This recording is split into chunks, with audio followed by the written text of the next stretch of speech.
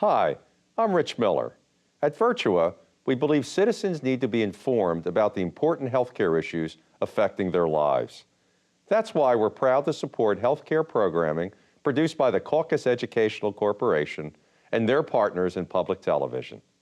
Funding for this edition of One-on-One with Steve Adubato has been provided by the Russell Berry Foundation, Virtua, Partners for Health Foundation, partnering to make our communities healthier, better places to live. QualCare Inc., a managed care company administering health plans that care about your health care. Johnson & Johnson, Kessler Foundation, changing the lives of people with disabilities. And by ADP, a comprehensive provider of human resources technology and services. Promotional support provided by Meadowlands Regional Chamber, building essential connections that drive business growth. And by bestofnj.com, covering all New Jersey has to offer.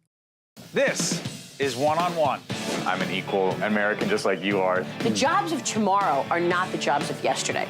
Look at this. You got this? Here it is, man. Look at that. Life without dance is boring. When you first heard that they were doing Charlie Rose and Gayle King, didn't you go, what? Do you enjoy talking politics? No. People call me because they feel nobody's paying attention. Our culture, I don't think, has ever been tested the way it's being tested right now. That's a good question. High five.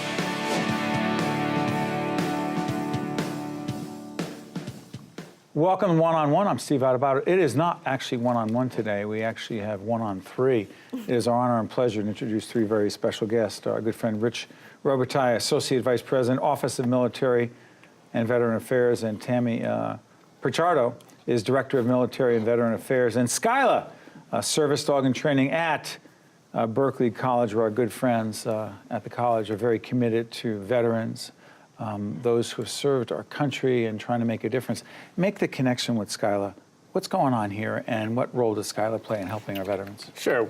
Many of our veterans who served in combat operations in the recent wars, many veterans come back with a great deal of emotional issues, whether it be PTSD, anxiety, depression, panic attacks, these type of things. Many veterans suffer from these emotional issues their entire life.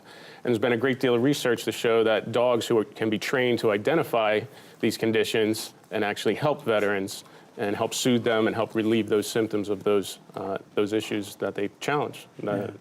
You have a special relationship with this dog. Well, she is a rescue. And the biggest thing for me was that we were able to adopt a rescue, give her a second chance at life, give her a good home, and give her the second opportunity and the understanding, just like the veterans go through. And I love her and she loves me.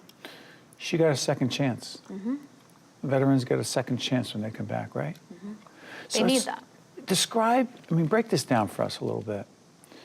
A service dog, right, like Skyla, what do they do for veterans? And be really clear for people, because I don't think people really have a sense of how powerful that connection could be. Talk about it, Rich. Right, dogs can sense the emotions in a person, as you know. So if a veteran has anxiety, suffers depression, for example, if they start bouncing their leg or they start to have a panic attack, the dog can feel that emotion and will go over to the veteran and rest their head on them or serve as someone they can pet and comfort, take their mind off whatever it is troubling them. Dogs, they use them in all facets of life, and we have some veterans at our school that have their own service dog that can be trained to detect when they're going to have a breakdown or some type of episode. Skyla senses emotions? She senses and reacts to emotions, yes. So it's so interesting. We were just talking about this before we got on the air. We just got a little puppy named Vinny a few months back. We've never really had dogs in our world, in our family. I'm learning to get more comfortable with dogs, because Sure. I'm not going to talk about experience I had earlier on as a kid. But the fact is that we've had a little bit of fear. She can sense that fear? Absolutely. 100%. How? It's Explain just, that. it's what you put off. It's your body language. It's how you stand. It's how your voice sounds. It's how you look at her and how she's letting you receive her.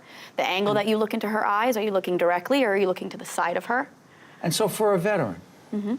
he or she is experiencing whatever they're experiencing. Skyla sees that. Yes. She shows emotion. She gets closer. She puts her head on that veteran's lap. What could it do for a veteran that potentially a human being couldn't do? There's no judgment. Explain that. So a No human judgment. being, if you and I are sitting here talking, and you're telling me how you feel about something, I may have my own thoughts in my back. Even if you're not telling me what you're thinking. Right, even if I'm not telling you what I'm thinking. I'm still thinking something. Whether it's good, bad, indifferent, I may agree with you, I may disagree with you. She doesn't care. She's here to just give you love and get your love back. She wants to please you. Unconditional. Unconditional, no matter what. There's no judgment. There's no previous thoughts. But nothing. Skyla has right over here, service dog in training. Explain the training, Rich. Well, she's currently under the guidance of a professional dog trainer. Right.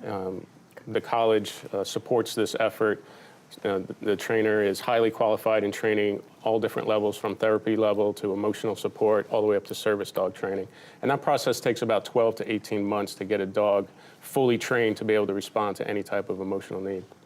Talk about, because at West Point, I was up there recently, and there are a lot of service dogs in that environment. Is it becoming more and more prevalent, more and more popular? Yes, it's also becoming more and more accepted.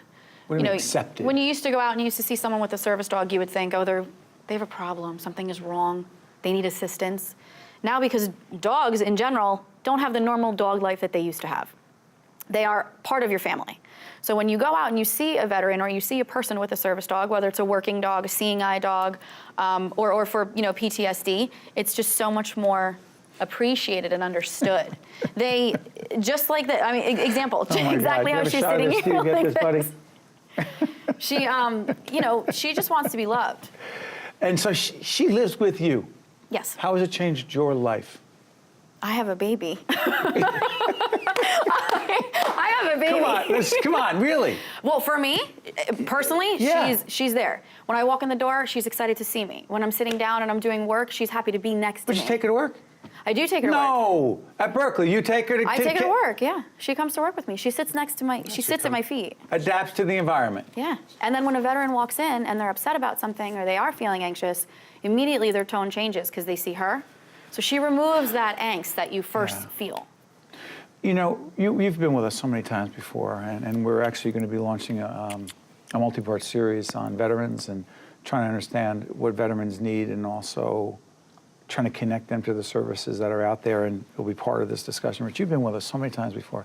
I've asked you this before, but I need to ask you this again. To what degree do we, those of us who have not served, those of us who say we care, want to care, to what degree could we ever know what most veterans truly need when they come back, when it comes to being, I'm not even going to say successful, but people who adapt, live in society in a happy, fulfilled way? I know that's a loaded question. Do we have any idea, could we? Well, it's difficult until you've been in certain environments, operating environments, we call it in the military, such as Operating environments. Yeah, such as combat environments or in combat theaters. When you come back out of that, a lot of our veterans, people don't understand the emotional, the rise and fall of their emotions that they go through. Many veterans suffer loss. They've seen their friends get hurt or killed. Right. They have substance abuse issues. They have disabilities themselves that they have to deal with. Emotional, physical, physical disabilities. And a lot of those emotional and mental issues are not visible. You don't see the scars that are within someone's head. That's why the suicide problem is such a large issue.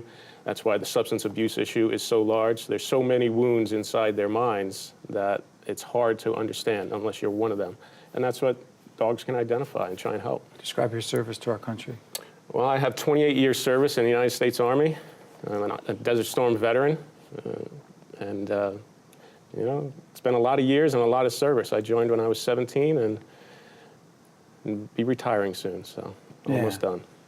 Talk about your commitment to our country when it comes to service. I want to do everything I can to help them. They come home, they go away. I have family members. I'm not military. I have family members that are military. And I see, you can see it in their eyes when you look at someone. What do you see? The need to just be reaccepted, to be told that everything's okay, to be thanked for what they've done. It was their choice, yeah, but at the same time, it's still an amazing experience that, 1% of the, civilians experience? Less. Yeah. Well, listen, Skyla is doing great things. I wonder if you could just...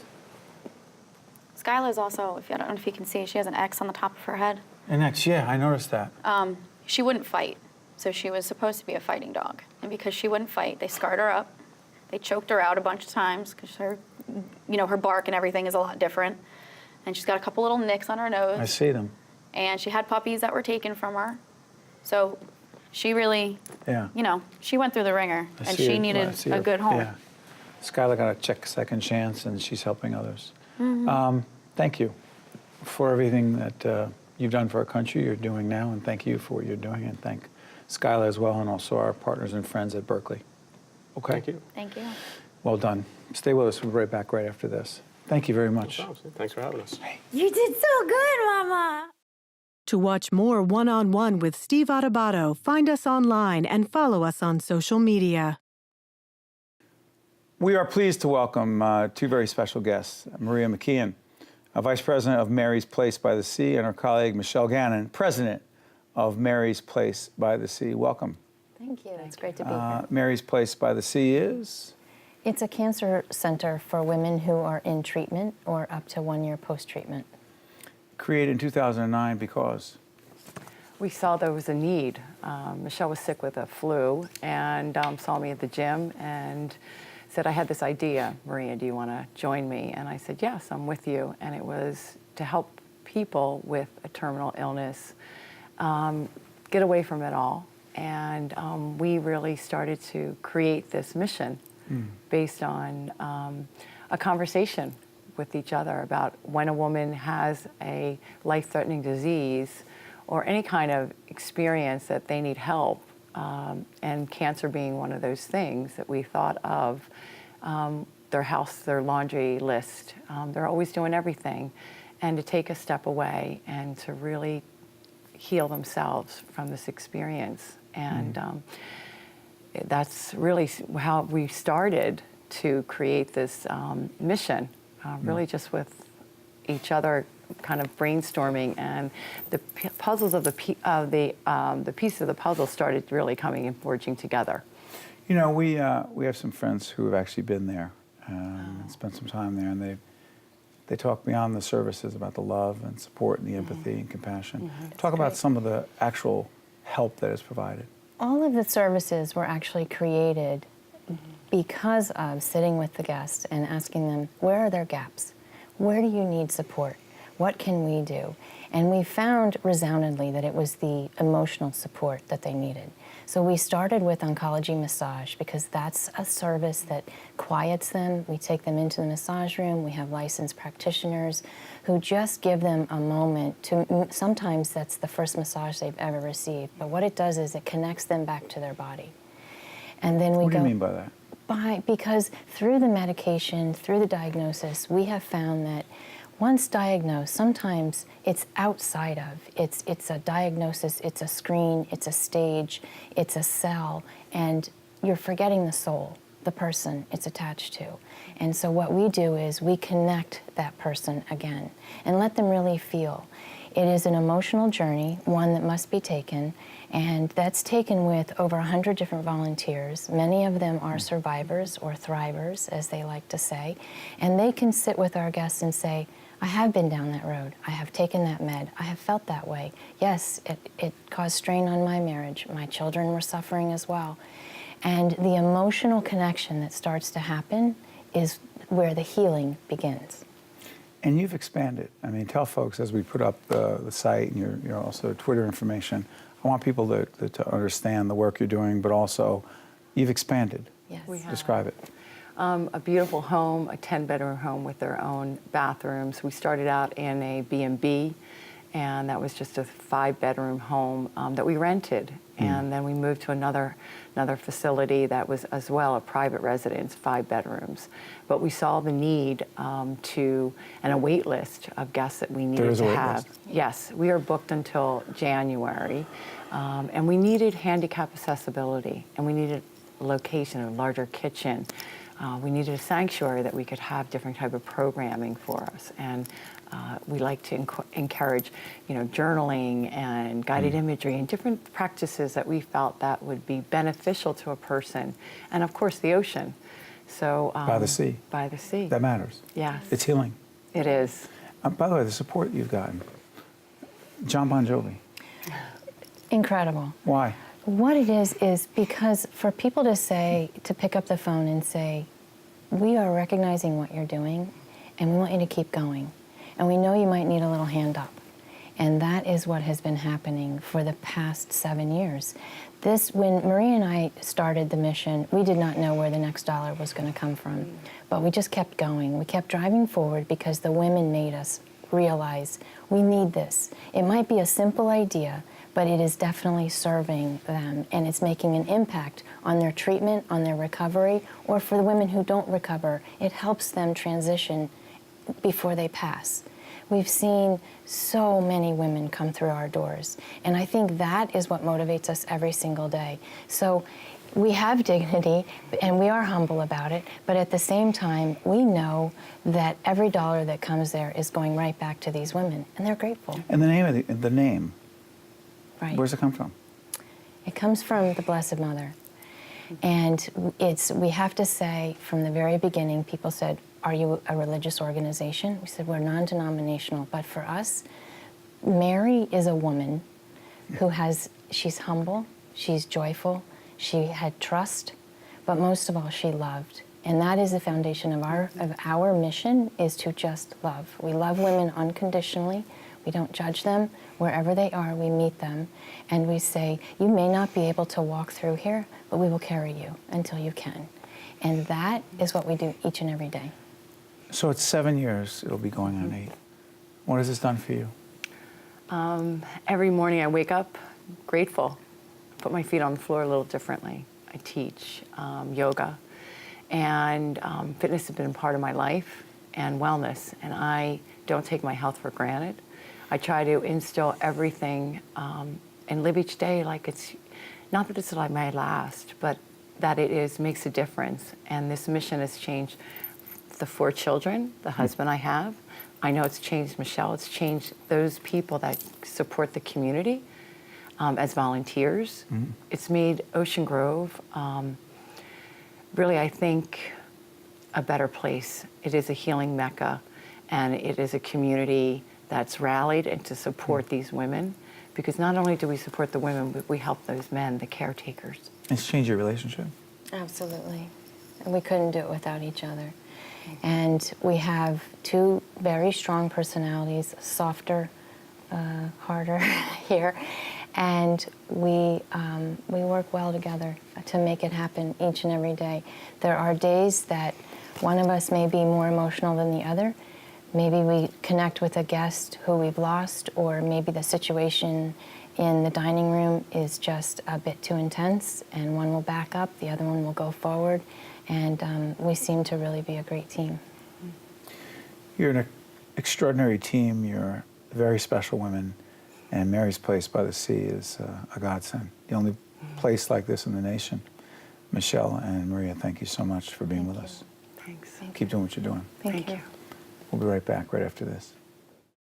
To see more one-on-one with Steve Adubato programs, visit us online at steveadubato.org. If you would like to express an opinion, email us at info@caucusnj.org. Find us on Facebook at facebook.com/Steve Adubato PhD, and follow us on Twitter at Steve Adubato. We're pleased to be joined by Mike Devlin, Executive Director, Camden Children's Garden, and also President, Camden City Garden Club. Good to see you, Mike. Good to see you, Steve. Thanks very much for having us here. Talk to us about gardening in Camden. Well, gardening is alive and well in Camden. The Garden Club has been around for over 30 years. We had the good fortune of William Penn Foundation coming to Camden back in the mid-'80s and wanting somebody to start a community garden program. And at the time, I worked for Joe Roberts, who was freeholder director at the time, former assemblyman, and I wrote a grant on behalf of the county and the city, and we got it. And we started community gardening at the time, and we've evolved into education programs, youth job training programs. Governor Christie Whitman invented that at a press conference one time, spontaneously. And we built the Children's Garden 17 years ago on city-owned land on the waterfront as a tourist destination. You've been recognized nationally. Yes, we have. We've gotten some awards from both President Bush's, father and son, and Michelle Obama included us in her book, American Grown, which was very, very nice. You know, these young people who get involved in the garden, what do they take away from it? They do well.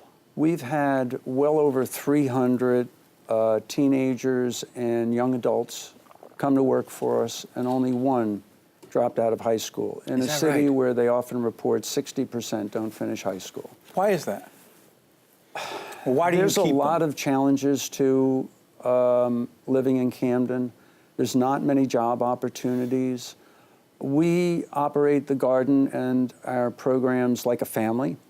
We have 12 to 15 youth on the payroll at any one time, and they work full-time in the summer, part-time while they're going to school. If they drop out of high school, they can't stay, and they know that. So they have to stay in high school. We want them to get that far. We give them experiences that will hopefully lead them to college. We have several teachers working there.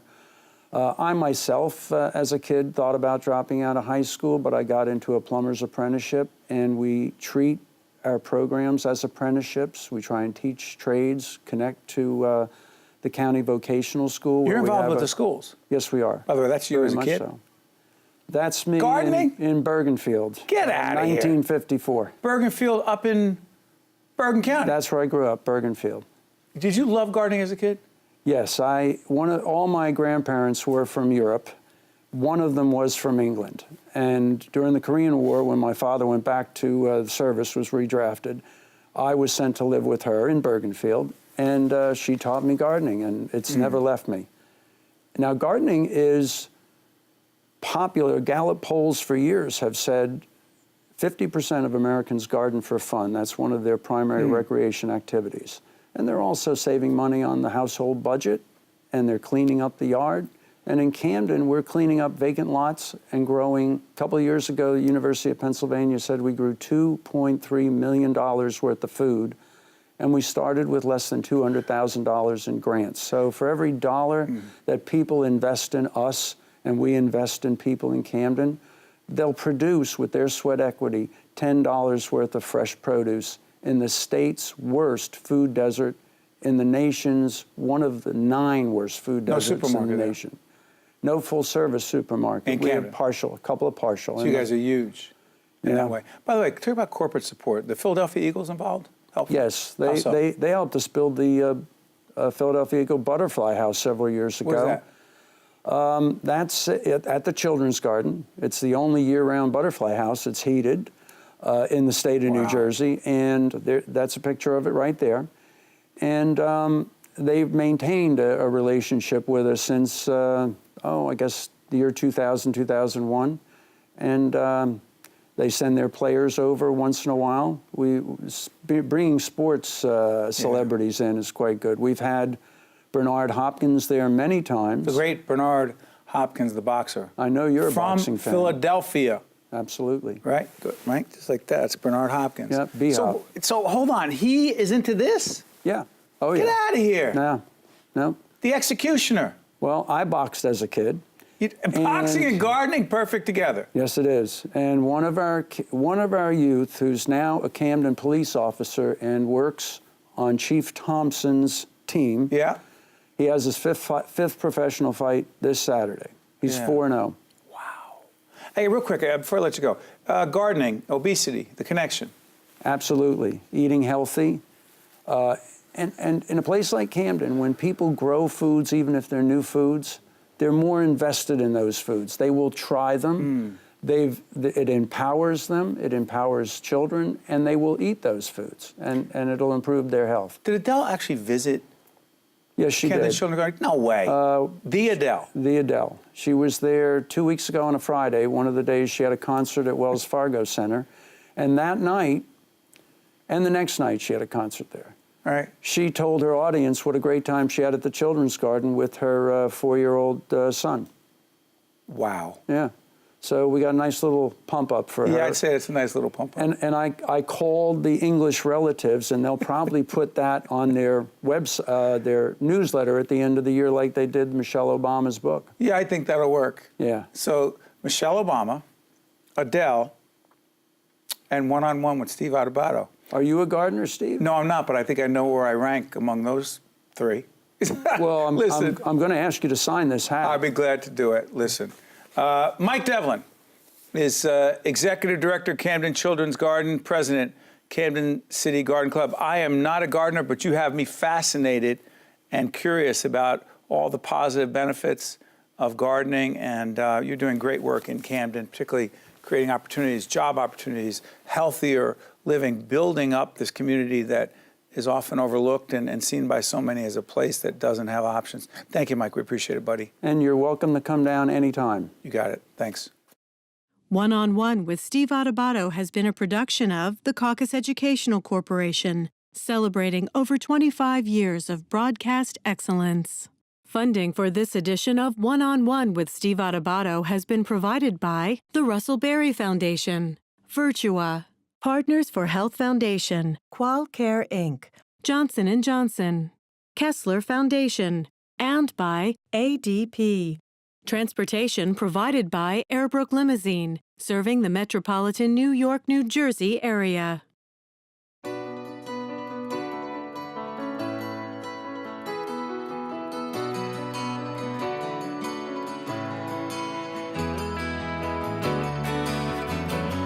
At Virtua, we don't cut the quad tendon for knee replacement, so you don't have to cut anything you love to do. It's what we don't cut that counts.